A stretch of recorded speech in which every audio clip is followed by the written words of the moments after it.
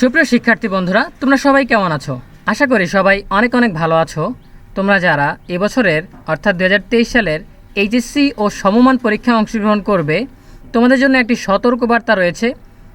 কি সতর্কবার্তা রয়েছে?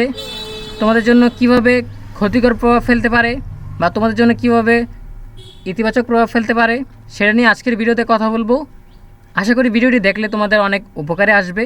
তো ভিডিও শুরু করার আগে সবার কাছে ছোট্ট একটা রিকোয়েস্ট করছি, যারা এখনও আমাদের চ্যানেলটিকে সাবস্ক্রাইব করোনি তারা এখনই সাবস্ক্রাইব করে ফেলো, তাহলে পরবর্তীতে তোমাদের জন্য প্রয়োজনীয় সকল শিক্ষণীয় আপডেট সবার আগে চলে আসবে। আর যারা অলরেডি সাবস্ক্রাইব করেছো তোমাদের সবাইকে জানাচ্ছি অসংখ্য ধন্যবাদ। তো আমরা এখন সরাসরি মূল ভিডিওতে চলে যাচ্ছি। দেখো, গতকালকে এসএসসির ফলাফল প্রকাশিত হয়েছে। এবারের এসএসসি পরীক্ষায় পাশের হার গত বছরের চেয়ে 7% কমেছে। জিপিএ 5 পাওয়া শিক্ষার্থীও কমেছে 74,000-এর বেশি। তাহলে তোমরা বুঝতেই পারছো যে গত বছরের তুলনায় এবছর পরীক্ষার ফলাফল খারাপ হয়েছে। সব মিলিয়ে ফলাফল গত বছরের চেয়ে খারাপ হয়েছে। এমনকি স্বাভাবিক সময় অর্থাৎ করোনার আগে 2020 সালের চেয়েও এবার পাশের হার কিছুটা কমেছে। তার মানে এবার পরীক্ষার ফলাফল অনেক খারাপ হয়েছে। তো কী কারণে খারাপ হয়েছে সেটা আমরা আলোচনা করব, তাহলে তোমরা বুঝতে পারবে। কারণ তোমাদের জন্য এটা খুবই গুরুত্বপূর্ণ, এটা একটা সতর্কবার্তা।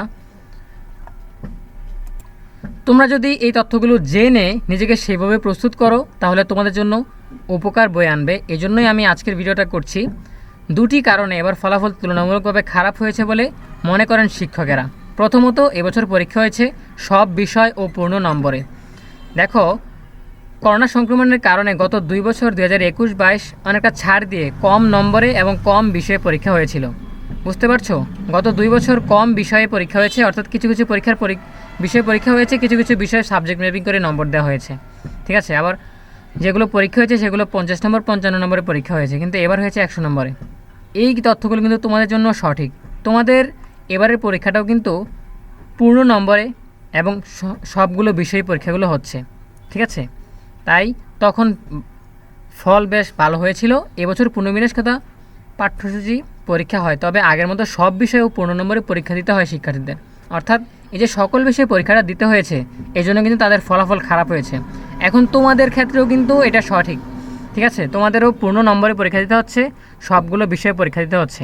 এই জন্য এটা তোমাদের জন্য সতর্কবার্তা। এই সতর্কবার্তা অনুযায়ী তোমরা যদি ভালোভাবে প্রস্তুতি নাও, কারণ আগে থেকে তোমরা বুঝতে পারছো যে গত বছরের তুলনায় এবছর পরীক্ষার ফলাফল খারাপ হয়েছে।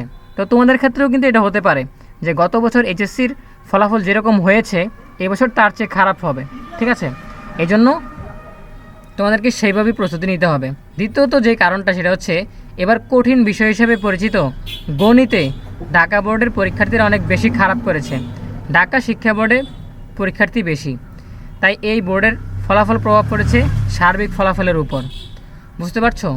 যেই বিষয়টাকে সবাই ভয় পায়, গণিতের মতো কঠিন বিষয়টাতে প্রশ্ন অনেক কঠিন হয়েছে, অনেক জটিল হয়েছে, তাই শিক্ষার্থীরা এই বিষয়ে অনেক খারাপ করেছে। এখন তোমাদের জন্য যেই বিষয়গুলো কঠিন বিষয় রয়েছে সেগুলোতে কিন্তু প্রশ্নের মান কিন্তু কঠিন হবে। ঠিক আছে?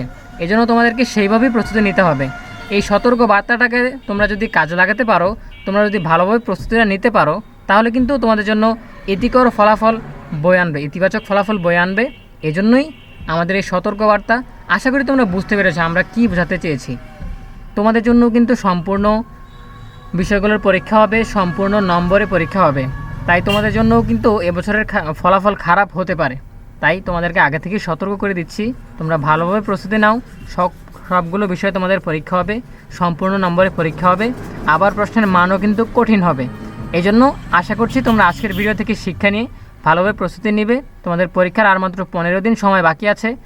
আমি আশা রাখবো তোমরা এই সতর্কবার্তা থেকে সতর্ক হয়ে যাবে, যাতে তোমাদের পরীক্ষা গত বছরের তুলনায় ফলাফল খারাপ না আসে। ঠিক আছে? এই ছিল আমাদের আজকের আপডেট।